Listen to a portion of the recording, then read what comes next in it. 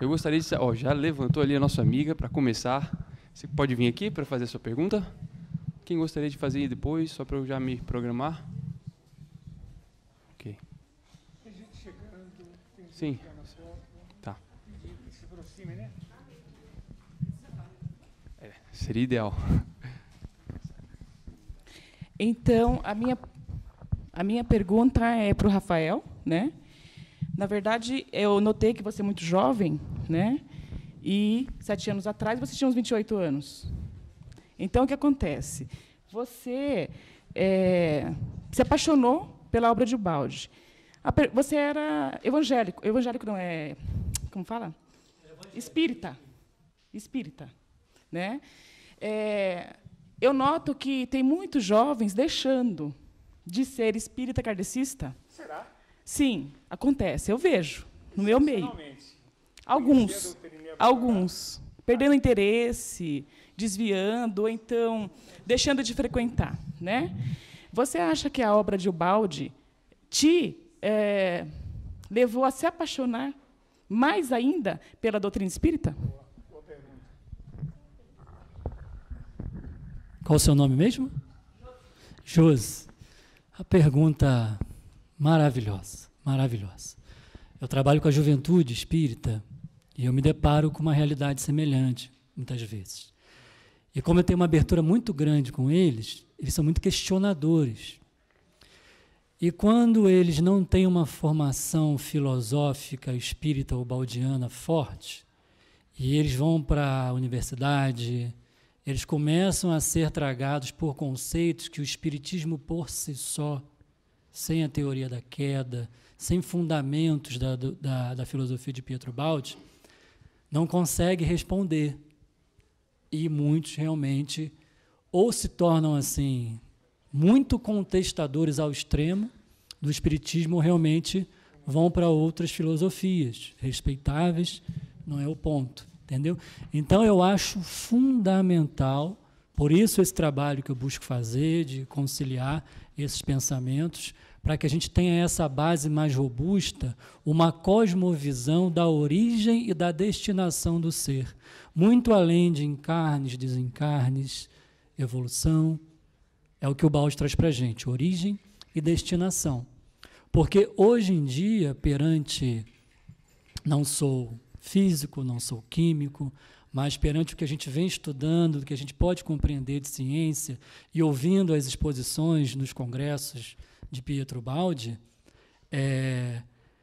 a ciência já comprovou praticamente as teorias de Ubaldi, sobretudo a questão da queda. A ciência usa de nomes diversos que Ubaldi chama de contração da consciência, queda e qualquer nome que queira dar.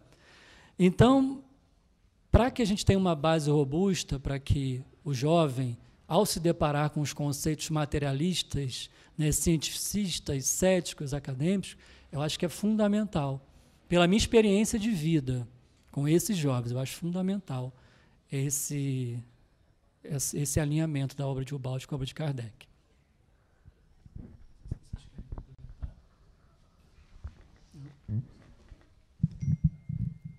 Meu filho tinha 7 anos. As perguntas que ele me fez aos 7, eu respondi com base em Ubaldi.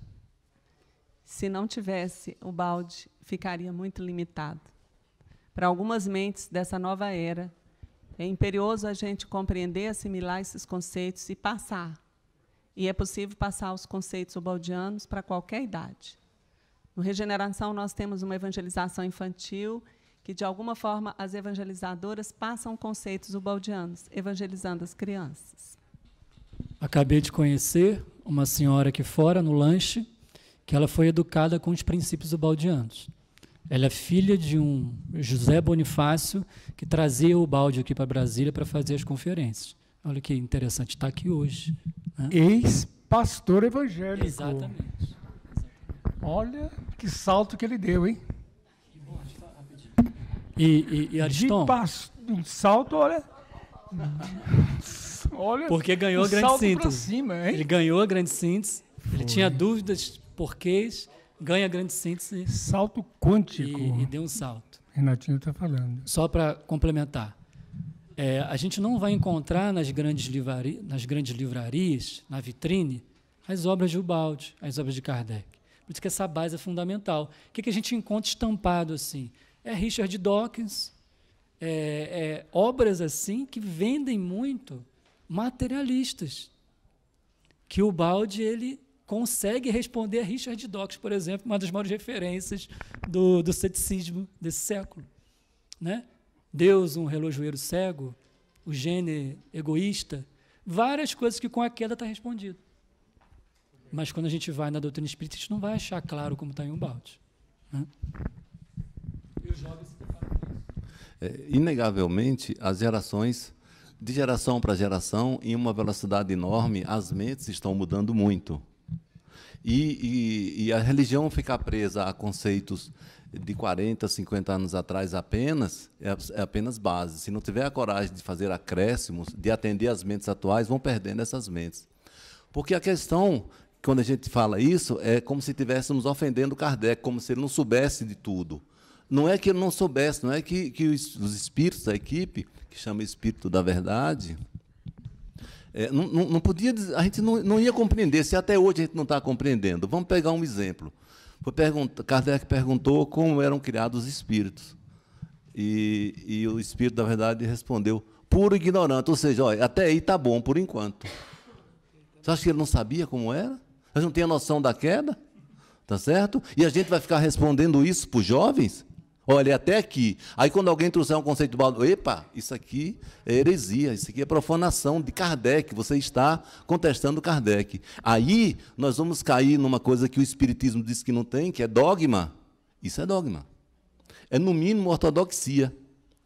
Então, a gente vai ter que ter a coragem, claro, de tomar cuidado com a forma e com a substância para que não deturpe, para que não crie deformidade na obra, no Espiritismo. Mas já dá para fazer acréscimos inteligentes e maduros. Então, um pouco de humor. Pode ser? Pode. Para variar. Um homem, numa estação rodoviária do Rio de Janeiro, se aproxima ali do caixa e diz, por favor, o ingresso para Mangueira. É bairro ou cidade? O ingresso para Mangueira. Sim, senhor. Atendeu ali o homem, o bilhete, o dinheiro. Aí começou a gargalhar ao lado do colega. Você viu que aquele baixinho disse? Mangueira. Olha. Mangueira. Mangueira. O ingresso para Mangueira. Outro disse, rapaz, você sabe quem é aquele homem? Ele disse, não. Aquele é Rui Barbosa. Ai, que eu me encaguei todo agora.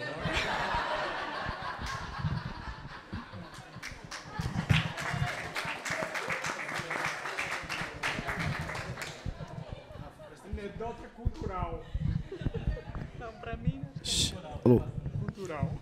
Só fazer uma parte que eu achei muito interessante, a questão da evangelização infantil, lá na casa que vocês têm em Goiânia. E nós que já participamos de evangelização infantil também com os nossos filhos, muitas vezes esses jovens que ainda têm dúvida sobre a doutrina espírita, os pais não tiveram oportunidade de levá-los a uma casa espírita. Então, os pais atuais que têm esse conhecimento da doutrina espírita de Ubaldi, têm por obrigação e por dever, para consigo mesmo e para com esses espíritos que receberam nas suas famílias, de mostrar para eles, levar a evangelização infantil, porque amanhã depois, se esse jovem tiver um resvalão sério, alguma dificuldade em suas vidas, os pais também vão arcar com essa responsabilidade, porque se eles receberam os espíritos no seu lar, eles têm conhecimento doutrinário, Ubaldi, Kardec, Chico, é um dever, uma obrigação dos pais levarem os seus filhos para a evangelização infantil.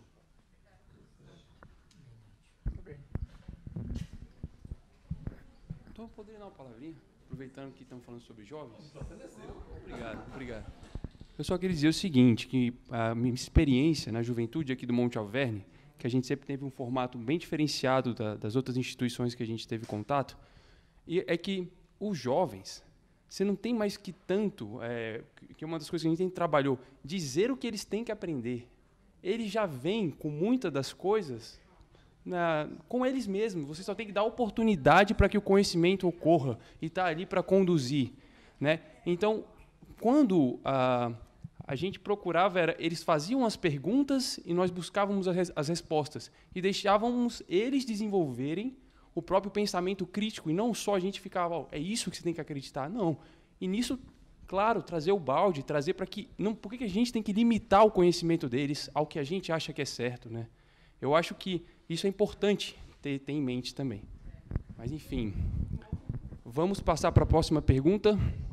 Quem gostaria aqui de fazer pergunta? Vamos lá, gente. Pode... Alguém? Hã?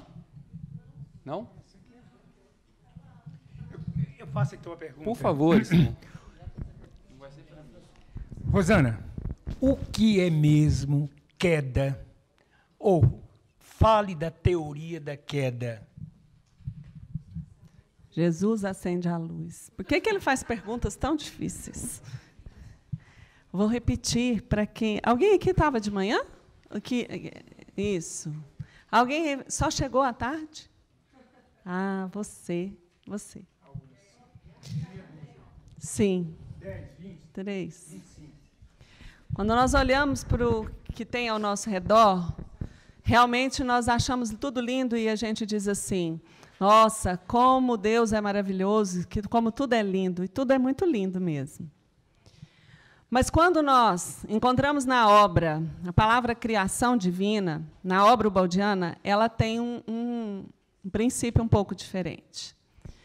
Porque se a evolução começa na matéria, não é, do átomo ao arcanjo, a gente tem que sempre lembrar que Deus, na sua magnanimidade, só pode ser descrito como algo que não seja a matéria concreta que a gente vê. É ou não é? Deus é o quê? No mínimo, a gente não tem outras coisas para defini-lo, a não ser, em termos de sentimento, o quê? Amor. E, em termos de substância, a gente diria, vamos colocar espírito, porque Deus é algo espiritual, algo que transcende o nosso entendimento. Então, partindo disso, eu volto a dizer que, se no princípio Deus resolveu criar, ele só poderia criar a partir de si próprio, da sua substância. Por isso que nós encontramos, parênteses, nas obras espíritas que nós conhecemos, a definição de que nós somos o quê? Centelhas divinas. Por quê? Duas coisas. Se Deus não tirasse da sua substância, ele deveria tirar para algo, a matéria-prima da criação, ele deveria tirar fora dele. Se ele tirasse a criação fosse algo fora de Deus, ele seria limitado. E Deus não pode ser limitado. Nós usamos a palavra infinito porque são palavras que, no nosso vocabulário, vêm trazer um pouquinho de entendimento, seres ainda racionais, de uma limitação. Então, Deus, e o Ubaldi coloca essas objeções tudo muito claras. Então, veja, quando ele nos cria, nós herdamos esse DNA. E Deus, na nossa pequenez, a gente só pode entender Deus por amor, por liberdade. Essa pergunta que você fez é dupla, né? Você fez essa primeira pergunta. Bom, se Deus criou, ele só pode criar da sua própria substância. Sim. Né? Então, como é que Deus criaria algo imperfeito, simples e ignorante? Só se ele também fosse. Isso. Então, são dois questionamentos. Você ia concluir? Então, desculpa. Isso. Não, mas beleza. Então, veja, essa objeção que tem quanto à criação, porque no Livro dos Espíritos nós vamos ver a afirmação de que nós fomos criados simples e ignorantes para evoluir. Quando nós pegamos a obra ubaldiana, Nós vamos partir do princípio de uma outra criação, de outra visão de Ubaldi. Vamos guardar o simples e ignorante, por enquanto. Então, veja, se ele criasse fora, ele seria limitado. Para ele nos criar simples e ignorante, como o Rafael acabou de colocar, ele seria simples e ignorante. E ele não era, porque Deus é o quê? A sabedoria. Certo? Então, veja, ele não poderia criar fora, porque senão ele seria limitado. Para a gente ser simples e ignorante, se ele nos cria da sua substância, para nós sermos também simples e ignorantes, ele deveria ser simples e ignorante. E Deus é a sabedoria plena. Qual a visão de Ubaldi? Agora é preciso entrar no cerne da visão que ele teve. E quando a gente compreende a queda, nós vamos ver essa mesma visão em outras filosofias, de formas diferentes. O controle universal. Isso, ele vem de formas diferentes. Então, vejam, quando Deus nos cria da substância divina, nos dá esse DNA, um princípio básico é a liberdade, porque o amor não aprisiona, o amor liberta. Deixa livre. No nosso conceito humano, nós entendemos amor como prisão. A gente ama o parceiro ou a parceira desde que ele seja parecido com a gente, desde que ele faça tudo do jeito que a gente quer. Deus não. Se ele não nos desse a liberdade, ele estaria de escolher, de aderir, de movimentar, né? Ele estaria nos aprisionando como seres autônomos criados para obedecer. Então, ele nos deu essa autonomia de movimento. Ubaldi coloca em Deus Universo de uma forma poética, e quando ele fala e usa as palavras, são para acondicionar um pouco ao nosso entendimento ainda. Então, ele fala, olha, Deus nos criou, essa foi a criação que a gente chama de primordial, primeira. Somente espíritos, nenhum traço de matéria, almas livres. E a gente estava conversando lá fora. Vamos imaginar um céu cheio de estrelas. Estrelas, filhas do firmamento divino. Quando Deus nos cria, ele se individuou, ele nos tirou de si mesmo. Imagina uma esfera para a gente entender. Quando ele resolve criar, surgem vários pontinhos. Nós somos quem? Os pontinhos, individualidades. E ele nos deu o movimento, liberdade, sabedoria relativa e função. Imagina, nós tínhamos uma função. Porque tudo no universo, né, de Deus tem um porquê, mesmo que a gente não entenda na sua origem agora, no atual nível que nós estamos. Então, como seres espirituais, cada um tinha uma função, e essa função é interligada, orgânica, como o nosso corpo, cada órgão tem uma função. Para ter ordem, coração tem que bater. Para ter ordem, pulmão tem que respirar. O rim filtrar. Quando uma célula extrapola, se divide muito, toma da alimentação do corpo, surge uma desordem no corpo. Qual que é? O câncer, o CA. Ela não causa desordem? Então, Ubaldi não pôde descrever em minúcias, e se ele viu nas suas visões maravilhosas algo, ele teve dificuldade até para condicionar. Mas o que ele acondicionou na nossa linguagem foi perfeito para um entendimento inicial. Que Deus nos deu esse movimento, nos pediu, nos deu a liberdade de aceitar a participação nessa obra. Então, uma parte fez um movimento, e quando... Vocês já ouviram, eu brinco muito, mas com isso. Já viu quando quem nunca comeu melado, quando come, se lambuza? Já viu a gente assim? Às vezes eu brinco com as meninas na aula, tentando entender. Se tudo é uma dança no universo, vamos imaginar esse universo perfeito, uma musicalidade perfeita. E aí os seres se movimentando. Se alguém empolgou com a dança, imagina a gente dançando forró, todo mundo junto. E alguém extrapola, começa a bater no outro, a causar desordem, bagunça. Então Deus é amor. E, naturalmente, o princípio do amor envolve esse entrelaçamento. Então, quando nós extrapolamos o limite e invadimos o espaço do outro, naturalmente um fenômeno aconteceu. Houve um fechamento, um afastamento. A gente só entende espacialmente falando. Né? E não foi espacial. Foi um fechamento do ser, caindo numa inconsciência, sem sair do seio divino. Quer falar, Ariston? Pode falar. Não, mas pode falar. Fale. O Baldi, nos seus últimos livros, substitui a palavra criação pela palavra emanação. Então, a rigor, Deus não criou ninguém. Nós emanamos de Deus centelhas divinas. Quando ele escreve as últimas obras, que a visão dele foi progressiva, né? Ele vai completando.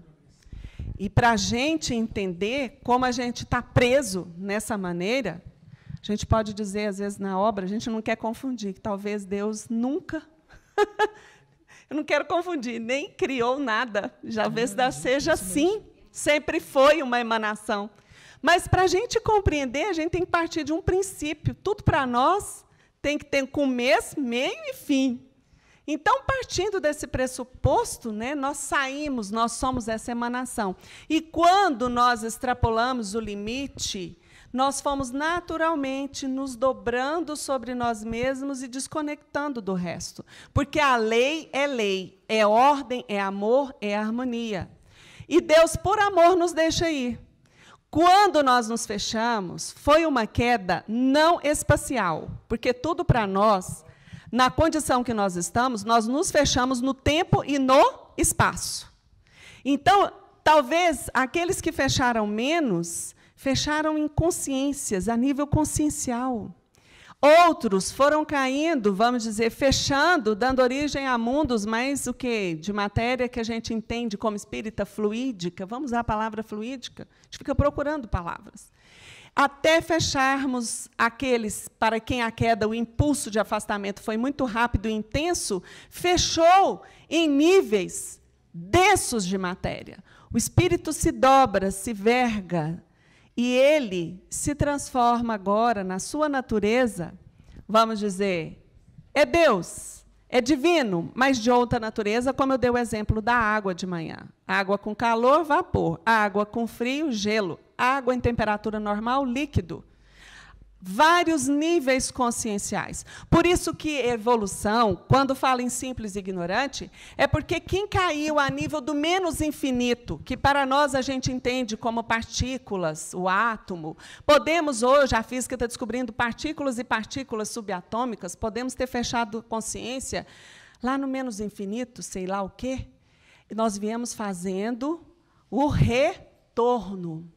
Passando pelo reino mineral, passando pela energia, passando pelas formas dinâmicas, originando os reinos vegetais, os reinos animais. E é aí que tudo se encadeia na natureza. Lembram dos colaboradores? Rustem tem uma obra que colaborou muito nesse processo. Quando nós adquirimos o livre-arbítrio, que ele explica, né, nos mundos, Haddock, nesse momento, quando nós saímos dessa inconsciência no nível animal, nós desabrochamos no reino hominal, mas a inconsciência ainda é grande. Nós não temos a complexidade e amplitude de visão que nós tínhamos na criação primeira, vamos dizer, sistema. Nesse ponto que nós nos encontramos, no início, nos primórdios do reino hominal, ainda muita inconsciência. Somos ainda ignorantes da riqueza que está dentro de nós. Porque a obra kardeciana, quando fala em termos da nossa criação simples e ignorantes, depois os espíritos esmiuçam. Mas o ser passa também, não foi uma criação. Deus não criou o espírito lá no mundo espiritual simples e ignorante. Nós viemos evoluindo e passando pelos diversos reinos. E quando nós eclodimos, já no retorno, esse é o retorno, nós ainda nos encontramos simples e ignorantes. E é por isso que a evolução significa expansão da consciência. É uma busca interior de visão. É uma amplitude da visão.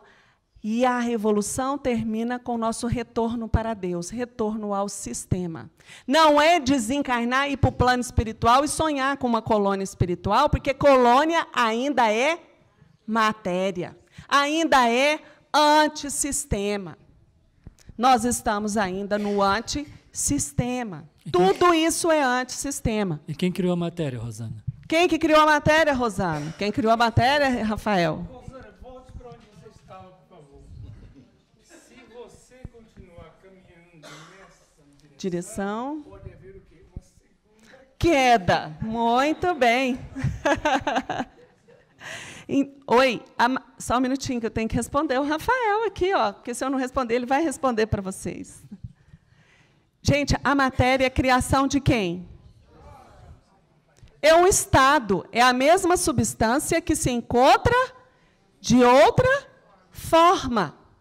A criação primeira divina é a espiritual, vamos dizer, de Deus, que desce conosco, porque centelha divina, ele está no seio, está dentro de nós, é força de vida. Cada flor que desabrocha, mostrando que ela está no reino mineral, com células, com esse estado de matéria, ela está desabrochando esse eu sou, essa força da vida. É como um elástico que estica, quando esgota o impulso, o que ele faz? Ele volta, porque é Deus, de alguma forma, Deus desce conosco nessa imanência e nos acompanha, ainda que nesse estado de matéria. Então, Deus não criou a matéria. Nós nos encontramos neste estado de matéria.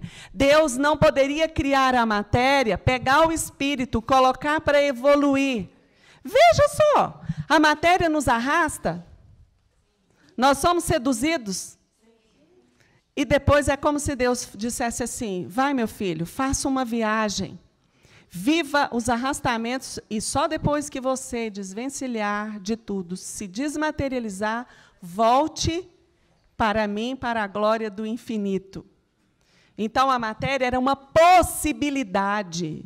Para os que não caíram, tudo está certo no seio divino. Quem que mandou vocês caírem? Está todo mundo no antissistema. Foi você que me empurrou. Eu empurrei o Ariston empurrou o Rafael, que empurrou o Borges, que veio puxando vocês, galera.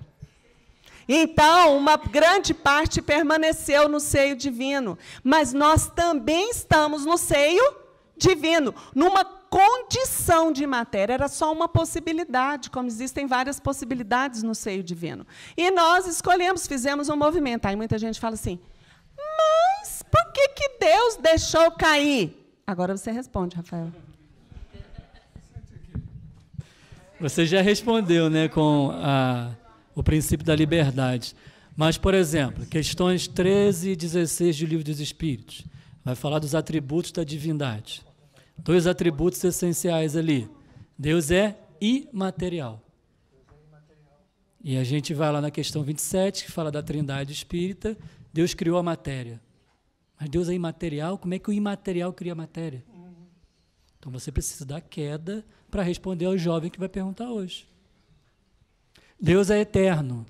Olha, a matéria está presa no espaço e no tempo, característica do nosso universo. Então, nós somos absolutamente diversos de Deus. Se como Rosana falou, se do cachorro, se é o cachorrinho. Da mangueira vai cair o quê? Abacate ali fora? Vai cair abacate da manga. Então, como é que do imaterial vai sair o material? Como é que do eterno vai sair o limitado? Precisa daquela. Aconteceu alguma coisa, é isso que o balde vai fazer. Opa, peraí, aconteceu alguma coisa. Para explicar o surgimento da matéria, da energia, do espaço do tempo, dessa consciência condensada. Aí nasce a evolução como a cura para os espíritos caídos. Nós. Acho que pode quer falar alguma coisa. Tinha uma pergunta lá também, Lucas. E caímos pela liberdade. Pessoal, o que havia de acrescentar nesses comentários tão completos da Rosana e do e do Rafael, mas Pietro Baldi sempre traz algo mais. Então, uma questão que me surge, que liga diretamente ao cristianismo como história e a posição de Cristo diante disso, é que no livro Cristo, ele diz que ele enviou alguém que já tinha passado por essa estrada para poder nos guiar de volta a esse estágio anterior. Então, nada aqui contradiz, nada contradiz. Cristo, o Baldi, só confirma todos eles. Então, Cristo é o nosso guia, é o irmão que passou primeiro de volta, pelo menos é como eu entendi na obra. E da sua experiência, ele indica o caminho para a gente. Então, gente, nada mais cristão, mais autenticamente cristão, do que o aprendizado na obra de Ubaldi, pautar o nosso entendimento, a nossa concepção de realidade, ousar na busca de amplitude, de alcance das nossas mentes, para que a gente possa respirar novos ares e, enfim, novos sentimentos e o caminho da evolução, gente. É isso aí. Emerson quer falar algo lá. Emerson, então você fala a pergunta e eu repito aqui no microfone.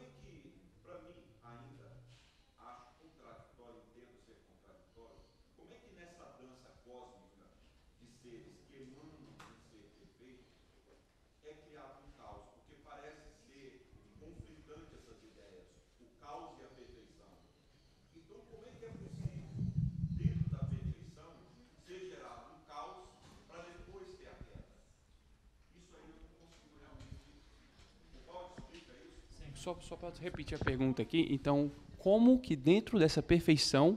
Nós somos seres emanados de Deus. Tá. Um ser perfeito. Certo. Até porque, assim, a gente tem que entender que nós somos inferidos, nós temos um pensamento cartesiano. Então, nós não questionamos aquela verdade, já aceitamos que aquela verdade está pronta. Certo. Não é verdade? Então, nós usamos da nossa razão, através da ciência, para descobrir a verdade. Que eu entendo o Baldi, assim, não como algo religioso, mas como uma filosofia ligada muito à ciência. Então, eu não consigo conceber, se fomos criados, emanados de um ser perfeito, que seres perfeitos nessa dança cósmica criam um caos. O caos não está dentro da perfeição. Tá. Está complexa a minha... Não, está simples, mas eu vou deixar aqui... Sim. Rafael... Eu também posso falar alguma coisa? Fala primeiro. Daniel, é isso? Emerson, essa pergunta talvez seja a que é mais feita sobre a questão da criação, de conciliar a perfeição com a imperfeição. Inclusive, o Baldi se debruçou sobre ela no livro O Sistema, que é um livro que ele deu vários cursos aqui no Brasil sobre essa teoria dele, e ele levantou as objeções feitas e, portanto, nesse livro ele busca respondê-las. E a objeção que tem lá é essa objeção. Como que da perfeição pode sair a imperfeição, né? Então, ele vai responder, vocês me ajudem aqui na lembrança da obra, que Rosana já antecipou um pouquinho, que um princípio básico dessa criação, entre aspas, é a liberdade. Tá? Então, o ser é livre até mesmo para se rebelar contra o sistema, contra o reino de Deus. Do contrário, o ser seria um escravo divino, seria um autômato. Ele não poderia nem conceber ir contra o sistema. Por mais que isso seja abstrato, difícil para a nossa concepção, é uma hipótese, eu acho, lógica de resposta, interessante. Porque é o princípio da liberdade. Se Deus é livre, o ser é livre. Só que ele vai arcar com as consequências de não seguir aquele caminho da lei divina. De uma forma ou de outra, ele vai retornar para lá, mas vai passar por experiências, né? Que tem Deus como centro. Né? Que tem Deus como centro do sistema. Exatamente. Então, quando os seres se colocam como centro, cai e perde Deus da sua referência. Exatamente. Então, o balde vai fazer até algumas analogias. Por exemplo, se você vai construir um prédio e nesse prédio você já coloca ali elementos que vão, se esse prédio tiver algum problema para cair, ele vai colocar alguns elementos ali de recuperação desse prédio. Então, a perfeição para ele não é ausência de erro.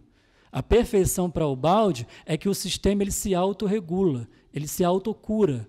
Ele já tem um campo de ordem que, se a criatura se rebelar contra o sistema, nasce a evolução, ela contrai na matéria e ela, portanto, vai voltar ao sistema. Porque ele vai respeitar a liberdade dela e, indiretamente, já tem um mecanismo para que ela retorne à sua perfeição original. Então, no caso, está o respeito a esse princípio absoluto, máximo de liberdade.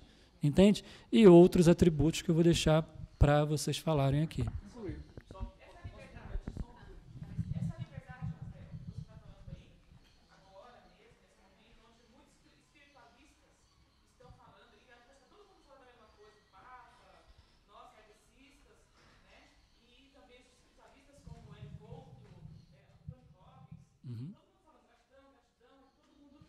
Acessa aquelas frequências de gratidão do universo, etc. E mesmo assim, e a gente sabendo agora, fechando, como a Rosana nos ensina semanalmente, veio o Allan Kardec falando o porquê da reencarnação. E antes disso, depois agora veio fechando o Pietro Baldi, falando o porquê da reencarnação, né? O porquê de tudo isso. Beleza, fechou. E como que se explica, então, agora a gente falando da gratidão, de você voltar para o silêncio de si mesmo, tantas coisas. Eu acho que é tipo um segredo, né? Vamos dizer assim, uma vida boa para todo mundo. Como que explica os jovens de novo, a preocupação minha, de tanta gente se suicidando?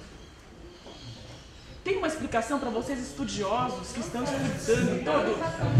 Essa questão de tantos jovens se suicidando, tantos problemas, tantos horrores que estão acontecendo atualmente, isso faz parte do momento cíclico que a nossa humanidade está vivenciando. Nós estamos no fim de um mundo. Os antigos tinham razão, de certa forma. O fim do mundo está aí. Um determinado mundo em que imperava a maldade e a ignorância. Então, toda essa balbúrdia que está acontecendo, eu diria assim, no Brasil e em todo o planeta atualmente, tudo isso faz parte da desarrumação de uma casa que precisa ser pintada, cores novas, bonitas, expressivas, recebendo uma brilha nova, atual. Então nós estamos nesse momento de bagunça. Toda mudança, principalmente numa residência, gera desordem. Passada essa desordem necessária, porque você vai desarrumar uma casa, tem que mudar, digamos assim, ou pintar, ou remodelar, mantendo uma ordem, né? Não, deixa ali os livrinhos aqui, onde? Que espaço? Se vai ser tudo pintado, vocês vão mexer também no piso e tudo mais. Então, está havendo essa desarrumação necessária para que nós finalmente passemos a morar numa casa limpa, arejada, espaçosa, bonita, a nova civilização que já está chegando. Emerson, por favor, não deixe de conferir em O Sistema. Lá o balde gasta respostas, folhas com isso. Eu só queria complementar. Eu só vou concluir rapidinho, te passo. É o seguinte, nós cometemos erros conscientes? Diariamente. Temos a liberdade de cometê-los. Mesmo conscientes do nosso erro. Que aquilo vai gerar consequências ruins futuras para a gente. Né? Portanto, a gente se levar isso como analogia, né, para o sistema, se o ser é livre, ele poderia. Ele não tem a consciência absoluta de todo. Aí é outro ponto que a gente estaria na conversa. Há aquele fruto proibido que ele não sabe. Mas ele pagou para ver. Pagamos nós para ver. E aí, a perfeição da criatura é uma perfeição relativa à sua função. A criatura não tinha visão do Criador. Então ela tinha a visão do que ela desempenhava. Então ela não saberia o porquê, os efeitos, as consequências. Porque só o Criador tem a visão do todo.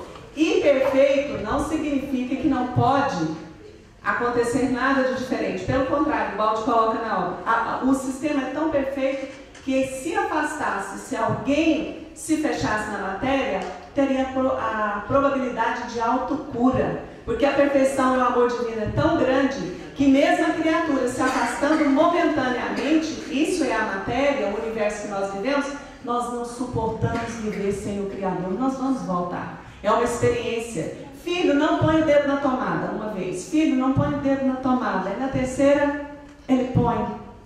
Ele põe e levou um choque, nunca mais põe o dedo na tomada. Os que caíram, voltam. Aqueles que não caíram, viram o acontecido. O conceito que está na grande síntese, que eu pessoalmente acho um dos mais bonitos, mais expressivos. O universo, isso é para a gente anotar ou memorizar. O universo é uma grande sinfonia, onde qualquer dissonância causada pelo ser humano lhe causa sofrimento. É um universo conspirando a favor ou contra cada um de nós, conforme o nosso comportamento diante dessa grande sinfonia que é o universo. Ela perguntou sobre o suicídio de Alves. Como é seu nome? Josi. Você até falou aqui, desculpa, eu esqueci. Ô, Josi, eu trabalho, de certa forma, com pessoas com tratamento de psicologia, ligado às questões psicológicas. Aliás, o Ubaldi muda tudo. Pelo que eu entendo, depois de Ubaldi não existe psicológico, espiritual nem físico. Existe uma unidade e o resto é a expressão dessa unidade a partir da sua matriz espiritual, da matriz que se constitui formada pela vivência de várias passagens aqui pela Terra, em linhas gerais, por repetição, vai assimilando, por impacto, como seja, a gente vem somando a experiência. E nós estamos numa época, conforme o Maristão falou, realmente é uma época de permissão, de que nos expressemos com toda a liberdade, e nessa expressão de liberdade a gente realmente revela que essência trazemos com a gente, e aí cabe a gente mesmo decidir, ou pelo menos nos perdermos em nós mesmos e cometer o pior. Até algum momento do século passado, a vida não ficava assim tão livre. Nós não tínhamos um modelo social, justamente dentro do planejamento universal. Tinha muita coisa proibida, feia, e que a gente não tinha, ainda que tivesse o pendor de cometê-lo, não faria porque era proibida. Havia uma punição muito severa, havia um cerceamento dos nossos passos, dos nossos movimentos. Não havia tanta liberdade. E o mundo foi se tornando mais material, através de Kardec, que trouxe, já no século anterior, trouxe essa abordagem da realidade espiritual. Depois veio Freud falando das questões de ordem psicológica, com essas abordagens. Depois a materialidade também não ficou tão material como o mundo virtual. E aí nossas demandas também mudaram, são demandas que deixaram de ser puramente físicas e passaram a ser demandas psicológicas. E aí nós nos encontramos com a gente mesmo na nossa realidade interior. E muitas vezes nos dando conta. E voltando para o Ubaldi, e nisso o Ubaldi muda também. Porque o Ubaldi, ele tira a gente do moralismo, do feio, do bonito, do ruim, do bom, e coloca a gente numa espécie de pensamento consequencialista. Está tudo certo, agora é igual da queda, está tudo certo. Agora, vamos ver, se tiver consequência, é com você também. E as pessoas não estão dando conta. É 1.200.000 suicídios por ano no mundo, né? Então, é justamente o sistema que nos colocou diante de nós mesmos para que agora a gente se revele e realmente haja esse fenômeno do qual o Strong descreveu, de que é um momento agora, quem realmente estiver estruturado vai ficando num grupo, quem não tiver vai para outro grupo e vai para outro, que a pessoa agora está se revelando tal como ela é e não fruto do cerceamento que havia anteriormente. Veja bem, cantor, poeta, Raul Seixas, disse uma coisa muito interessante, tentando definir o Apocalipse. Ele disse, 2 pontos, o Apocalipse é a sacudidela do cachorro cheio de pulga. Estamos nessa sacudidela atualmente. As pulgas são aqueles que não respeitaram ou obedeceram à ordem divina e que já não têm mais oportunidade de se regenerar nesse planeta. Consequentemente, já serão conduzidos a um planeta mais atrasado. Lá, com certeza, debaixo do chicote da dor, eles ou nós aprenderemos a lição que Jesus nos deixou há 2000 anos, dizendo simplesmente: amai.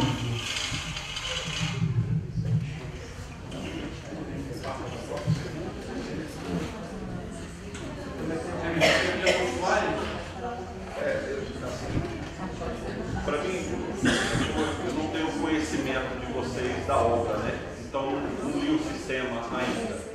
Mas me parece confuso a ideia de que dentro dessa liberdade ela é promanada do amor. Então para mim parece ser confuso entender que desse amor possa haver uma concepção de liberdade de queda, onde aquele próprio ser imerso nesse amor, ele cria um caos, ou por um ego de querer ser tão grande quanto aquele crer, ou que querer até suplantar aquele. Eu não tenho conhecimento de vocês, né? Então talvez seja até por isso também. Mas... Em resumo, a ideia, a resposta de Ubaldi é essa, da questão da liberdade, que a gente entende liberdade culturalmente de maneira diferente dessa que o Ubaldi está trazendo para a gente de O Sistema, né? Outras referências, né, bem diversas da nossa. O problema é se a gente tira essa liberdade, a gente coloca uma obrigação divina para que o ser o amasse obrigatoriamente. Isso não condiz, no meu modo de ver, junto com o Ubaldi, né, com o amor divino, né, que obriga a criatura a amá-lo, né? Então, respeitando essa liberdade de maneira direta, já há um campo de ordem que autocura aquele ser que decidiu seguir por esse caminho. O sistema tem interessantes conjecturas sobre isso, tá? Se você olhar esse caos, o que a gente chama de caos nesse mundo, é um caos organizado, porque tudo está certo. Tudo que acontece tem uma consequência. É uma bagunça organizada, eu falo muito isso. Aquilo que a gente acha que é o caos, a psicologia ainda fala, não existe erro, existe experiência. O antissistema é simplesmente uma experiência. E nós estamos em Deus. Deus é tanto ordem no sistema quanto no antissistema. A ordem continuou. Só que Deus nos deu a liberdade de fazermos aquilo que queríamos fazer. E temporariamente, porque a matéria também volta. Tudo volta a ser simplesmente espírito. É só isso. Vai estar tudo certo. Lembrando que sistema, na filosofia baldiana, sistema é sinônimo de harmonia. E antissistema, desordem, desarmonia, caos. Temporária. Eu vou passar a palavra ao seu Álvaro, você pediu a palavra só para comentar sobre o tema, depois eu continuo com as perguntas, tá? sei, mas eu senti uma vontade muito grande de relembrar um conceito de Ubaldi quanto a espírito. Não é? Ubaldi nos diz que espírito, que Deus é espírito, e espírito é um exército de qualidades em marcha. Não é? E quanto à revolta luciferiana, eu não sei qual a procedência desse texto, dessa noção que eu vou aqui compartilhar com vocês. Mas eu já tomei conhecimento de que, por exemplo, nós podemos dizer que a revolta poderia ser detida no nascedouro, poderia ter sido até prevenida antes, simplesmente pela extinção da liberdade. Mas foi prevista. Perfeito. E que ela foi, inclusive, avaliada e julgada útil. E que, numa avaliação desse processo, já há muito tempo que os benefícios que essa revolta trouxe ao universo eram muito maiores do que os prejuízos que ela havia causado. Só isso. Muito obrigado. Podemos então continuar as perguntas? Ao seguinte também, muitos cientistas não aceitam a ideia do Big Bang, não é uma explosão. E realmente o universo material surgiu não por explosão, pelo contrário, por implosão do universo espiritual. Né? E uma vez esgotado esse movimento de descida, há naturalmente uma estabilização momentânea e imediatamente o processo contrário da expansão, da subida, como uma reação. Toda ação no sentido causa uma reação em sentido contrário. Só isso, muito obrigado. Obrigado, seu Alvo. Nosso amigo que gostaria de fazer a pergunta, eu gostaria de pedir quem quiser fazer a pergunta para vir aqui na frente, para a pergunta ficar registrada também, né? Para quem for ver depois. O senhor pode permitir?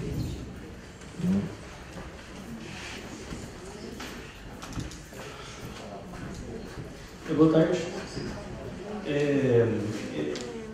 O Baldi tratou de diversos fenômenos e tratou de esgotar a fundo a explicação científica de cada um desses fenômenos. Mas eu tenho uma dúvida particularmente sobre o fenômeno profético. Eu vou ler aqui um trechinho do livro Profecias. O Baldi, ele mesmo foi citado aqui mais cedo, que ele previu a própria morte, né? Portanto, fez uma profecia. O capítulo 8 do livro Profecias, ele se chama Nostradamus, Malaquias, Astrologia, as Pirâmides e Daniel.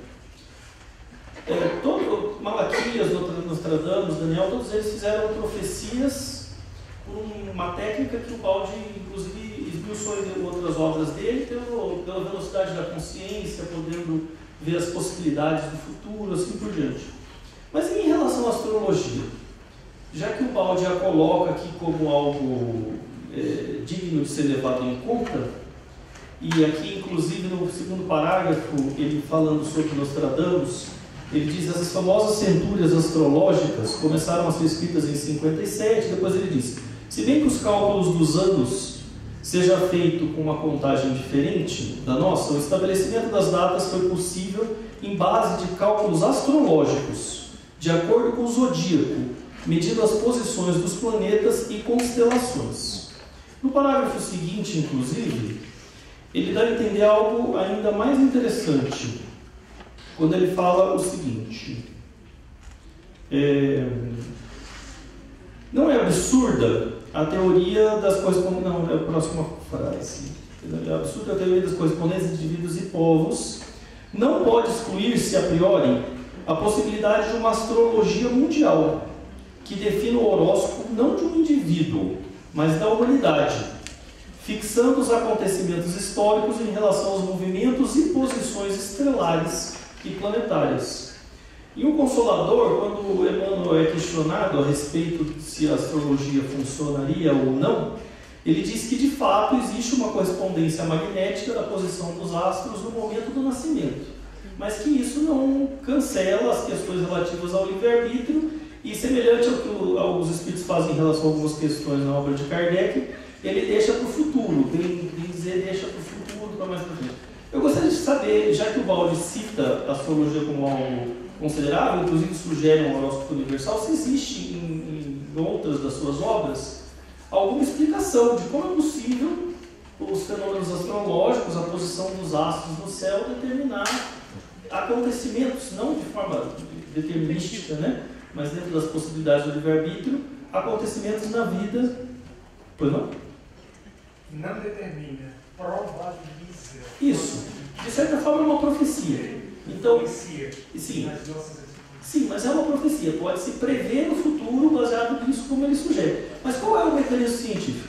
Qual é o processo disso? Assim como ele explicou o processo das previsões dessa maneira, gostaria de saber de vocês se há alguma previsão. Qual é o processo magnético, cientificamente, como isso é possível e como se dá? Olha, quando a pergunta é difícil, começa, eu prefiro que os colegas respondam. É fácil, não sei responder.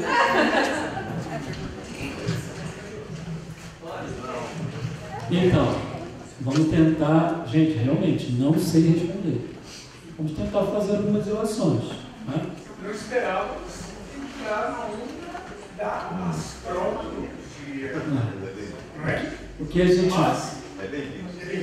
Válido. Muito, tá ligado. Entender, procurar entender todos os mecanismos que incidem no processo evolutivo da criatura e da humanidade. Porque respeitam uma lei. Uma obra de Ubaldi está baseada no estudo do funcionamento da lei. Né?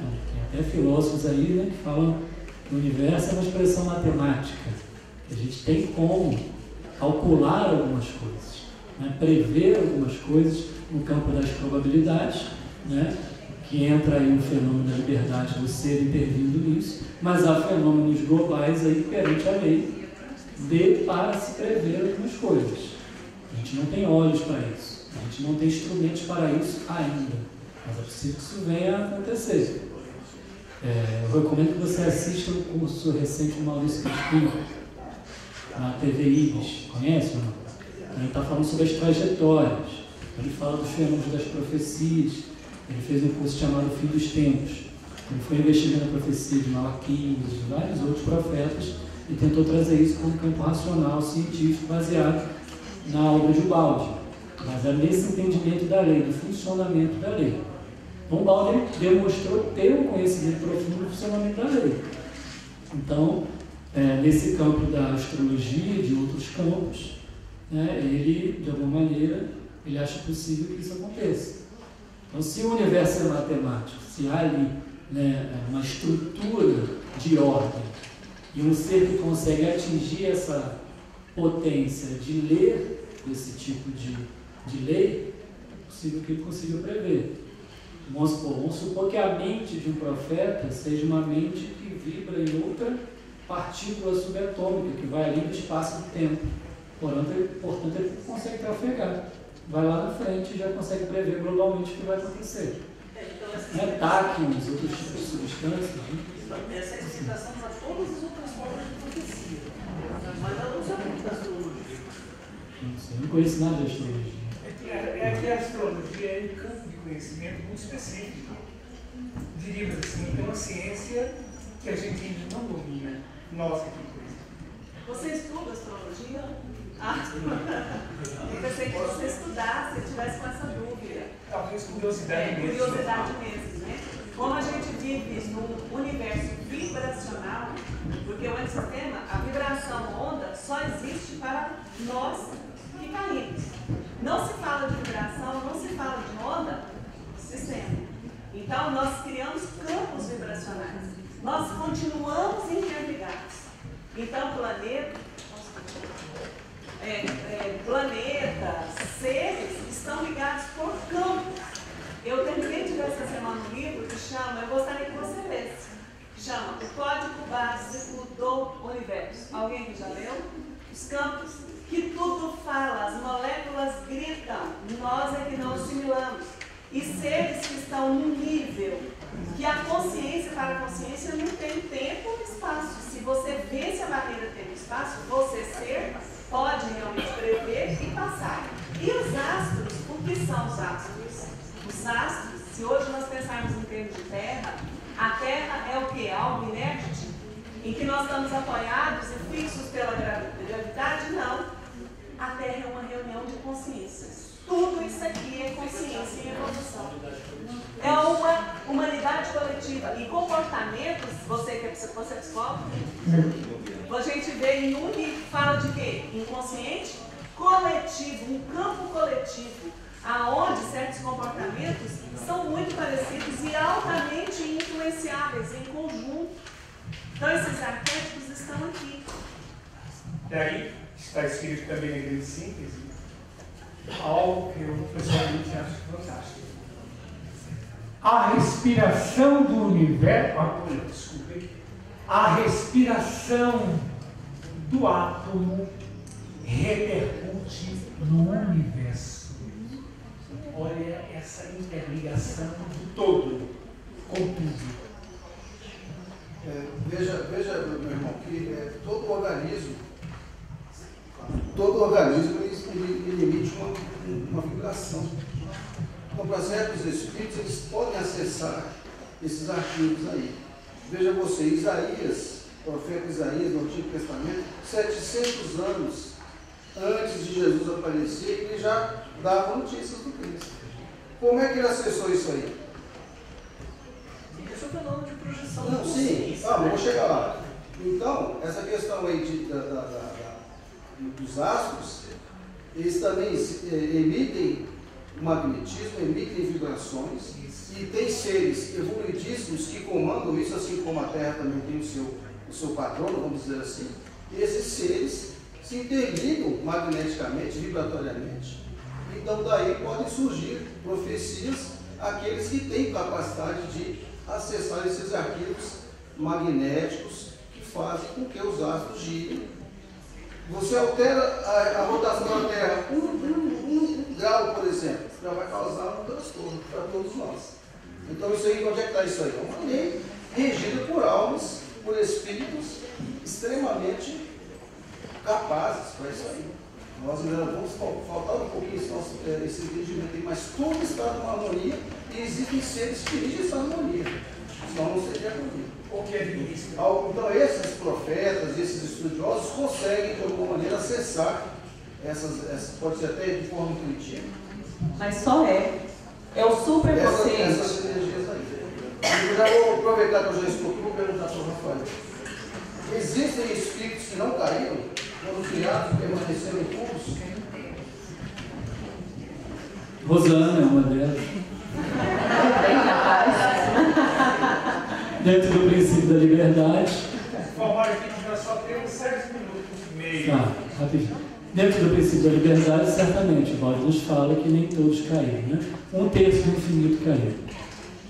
Não tem como tirar nada do infinito. A gente não sabe quantos ficaram e quantos caíram, né?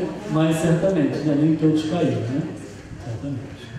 Mas olha, está escrito também uma verdadeira loucura na obra de Ubaldi.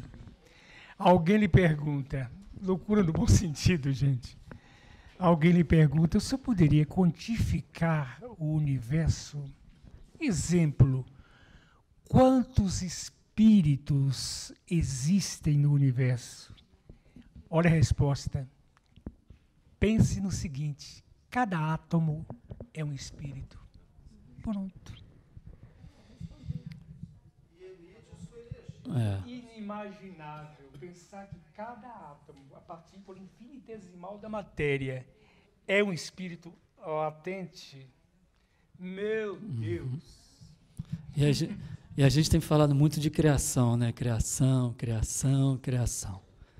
E no livro A Técnica Funcional da Lei de Deus, o Baldi, já com seus 69 anos, já é uma das suas últimas obras, ele sempre retoma nos seus conceitos, ele vai em espiral, ele avança, volta, assimila, expande. Então, ele está sempre voltando nos seus conceitos. Por isso que estudar a obra na ordem cronológica de desenvolvimento do autor é interessante.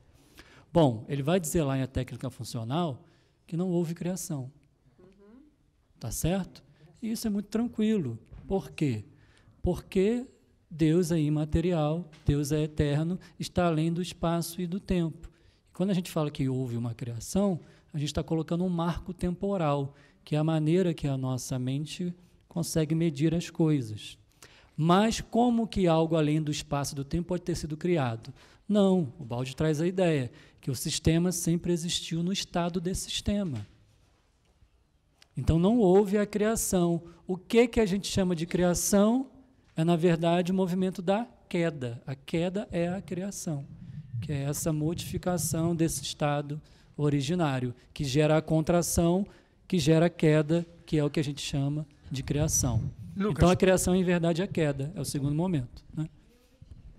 Para completar, porque já, né, o tempo já esgotou. Sou mineiro lá de Neves. Você é mineiro? Presídio lá, mas cidade do presídio é a cidade dos meninos. É? Você? Oh. Muito bem, mineiro. Eu fiquei sabendo que mineiro não gosta de queijo, né?